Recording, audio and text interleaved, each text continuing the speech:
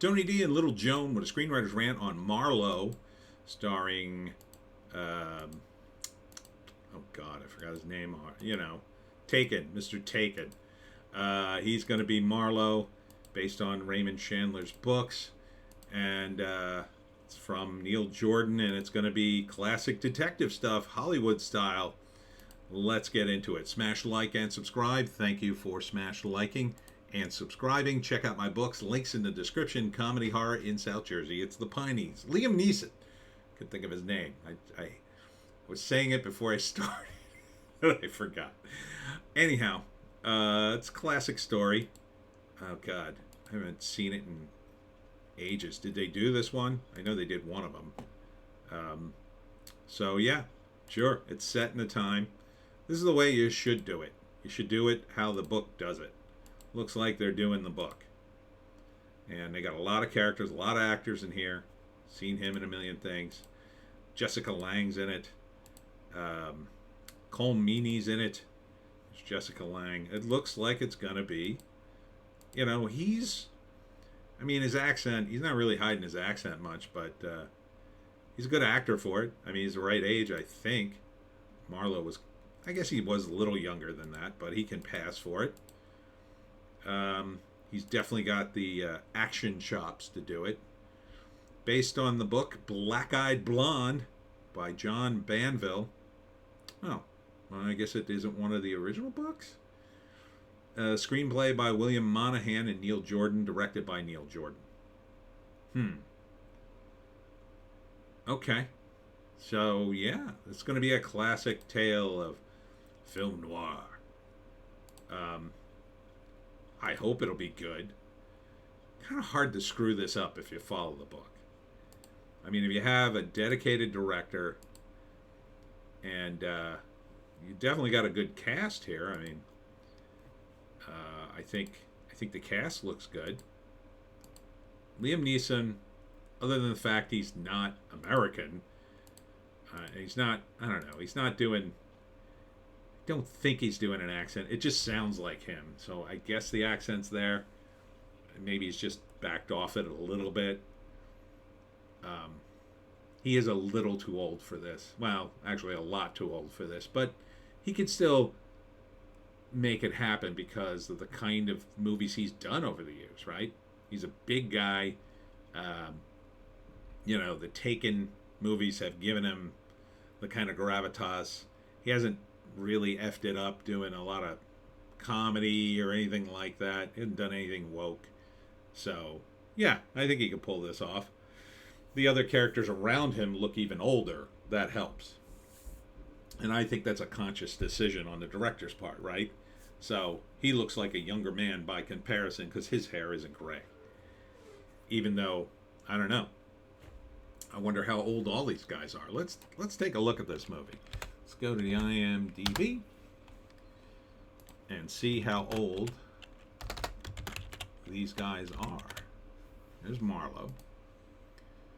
Because I don't think Marlowe's supposed to be that old, right? Jessica Lange. The character was by Raymond Chandler. Liam Neeson. Now, Liam Neeson, I think, is 70-something, right? Let's see. When was he born?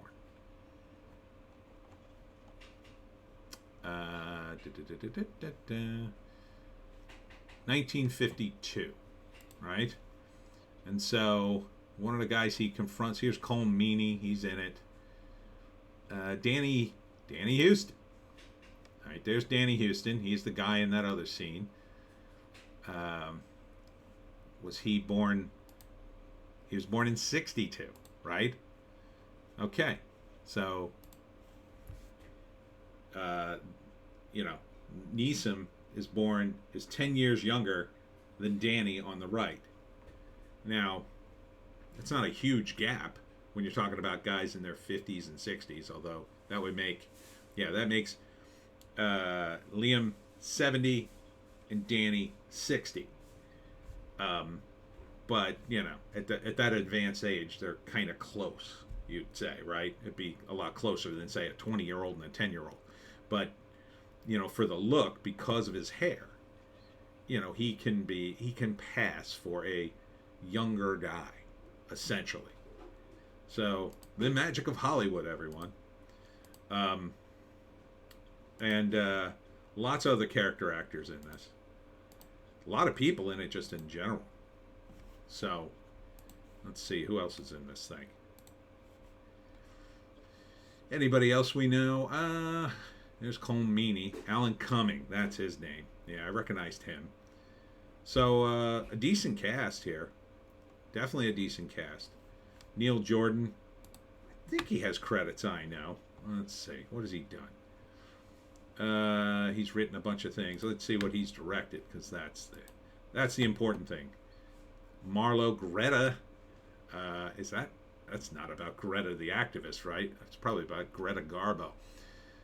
The Borgias, Byzantine, Breakfast on Pluto. I don't know any of these. Interview with a Vampire, The Vampire Chronicles. So he's got some creds, but I don't know, nothing to really write home about. I guess maybe Michael Collins. I think that was wasn't that Liam Neeson too? Yeah, back in the day. See how much younger he looks in that. So yeah, Greta. That's got to be about Greta Garbo. No, maybe. No, just a character named Greta. But so this movie, I think, will be good. I think it will be good if they follow the books. I think Liam can just pull it off. He's probably got a hairpiece. You know, his moves.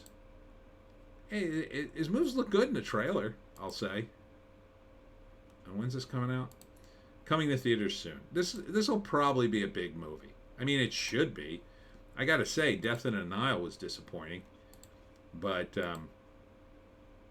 this movie should be big if they follow it. You know, if it's like as politically incorrect as the time. You know what I mean? I don't think they're going to put a lot of woke stuff in this. I don't see a lot of people smoking. Oddly enough, I expected to see nothing but cigarettes in this thing. There was a time, I think, especially in the 80s and 90s, whenever they did a period piece, people would smoke like chimneys because we were kind of in that era where people were kind of to quit smoking, but a lot of actors still kind of smoked, or at least used to smoke, and it would be like, oh, I have to smoke. I'm doing a part. I'm going to have to smoke. And then they get back into smoking. I knew a guy who, and I think an actress too, they did a play where they had to smoke, and they fell back into smoking on a regular basis. So it's not good for you, but it's just kind of interesting. So yeah, I think this will be an interesting movie. You know, Liam Neeson, I think, can just pull it off. I do. Much older, I mean, yeah, it's getting. I mean, with a Private Eye though, it's a little different because he doesn't have to do a tremendous amount of stunts, you know. And the thing is, he's got such a rep, thanks to Taken and other movies, of being an action guy. So, just like Harrison Ford, although Harrison Ford is 80, you kind of can keep doing it longer because in people's mind, they can see you doing this. They're not reminded of your age when this is going on. Now, if he was actually gray-haired, although his hair does look a little thin, it's probably a wig. His hair is probably thinning, but you know, if you knew his actual age, if you were reminded of that or saw that he had nothing but white hair, you'd be like, oh man, this guy. But you know, in the face, I think it kind of works. He could just be grizzled, right? So first act, typical. This is like classic Private Eye stuff, right? It's Philip Marlowe. He's a hard-nosed Private Eye. They set some stuff up from his previous case that he's wrapping up, and he comes back to the office, and a beautiful lady hires him to look into the disappearance of her lover. And she's high society and looking for a PI lowlife like Marlowe to do some digging, because that's what he does. So he takes the case, and she's very seductive, and he starts poking around. And at first, it seems like one thing, and the next thing you know, everybody's mad at him because he's doing all this poking around. And at the beginning of the second act, there's usually some event. Either there's a murder, which kicks up the action. There's a murder in this, or the client fires him and he goes ahead anyway because it's like, well, wait a minute, or the client dies. So second act, I think it's a murder, and he gets called in or accused of it or whatever. Next thing you know, things are escalating, right? Everybody's trying to pay him off to get rid of him. He digs deeper. He finds more dirt. At some point, probably in the climax of the movie, there's a big chase. The woman who hired him, there's a double cross, usually. And I don't remember this particular Marlowe story. It's been years since I read anything or saw anything. It was Elliot Gould who did the last one I saw. God, that was ages ago. I can't even remember the story. And that wasn't a period piece, I don't think. No. That was like a modern, it was like done in the 70s. So it was like a modern Marlowe. This is classic Marlowe. This is Marlowe where he was written. And then there's a big double cross, and then Marlowe figures it all out. And in the end, everybody goes to jail. Nobody's really happy. Least of all Marlowe. Marlowe's maybe seduced by the girl a little bit, and he loses that. She either dies or betrays him, and you're going away, princess. So, yeah, I'd see this. Sure. Unless I hear it's terrible. Like, I'd probably wait for the reviews just to make sure they didn't really F this up. Because it is possible to F it up, It could just be bad. It could be woke. I don't think it's woke, but they could be. They could try to woke it up. They could try to cut out all the politically incorrect scenes and then screw it up. They could, there's so many ways to screw it up, right? It could just be bad. It could just be shot poorly, make no sense. But I think with a property this big, some amount of care is going to be in it. I'm sure Neil Jordan is like pushing for this. This was probably like his baby, and he's very excited about it. He liked the book, and he decided to develop it into a movie. So hopefully it'll be good. I'm hopeful for it. I would lean towards seeing this, and I would see it in the theater. Yeah, this looks like a theater movie. Something to be seen on a big screen. Something classic. You can see kind of the washed out look, almost like sepia tone there. So there's going to be a lot of double cross, a lot of machine guns. I'm not sure where it takes place. It's not the 50s. This is like the 20s. It looks like the 20s because of the cars. Had a car crash, and I don't know. That was an old looking car. There's Cole Meany. There he is. I guess Cole Meany's his buddy, his ex-buddy on the police, still in the police force. I don't remember the characters. I remember Marlowe, and that's about it. So, yeah, this could be good. I think it could be good. I think it's one to watch for.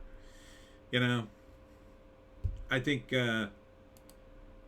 chances are it'll be decent. It'll at least be watchable. Even if they screw it up a little bit, it'll still be pretty watchable. Worst case scenario will probably be boring, but if they follow the book, and the books were popular for a reason, you can't get around. This is what I don't get about Hollywood. You have these popular books, very popular. That's why you bought them. That's why you licensed them. That's why you acquired the rights. Why wouldn't you follow the damn book? You spent all this time and money. They followed the comics in Marvel Phase 1, and look what you wrought. Billions of dollars worth of revenue. Follow the damn book. That's what I say. And that's it for me, Tony D. And Little Joan. Check us out on Odysee, Bitchute, and Rumble for our more base takes. We have 2 other videos. Every day we do 4. I will be at Pennsville Library tomorrow at 7 p.m. for my talk on the Jersey Devil. Hope to see you there, and we'll see you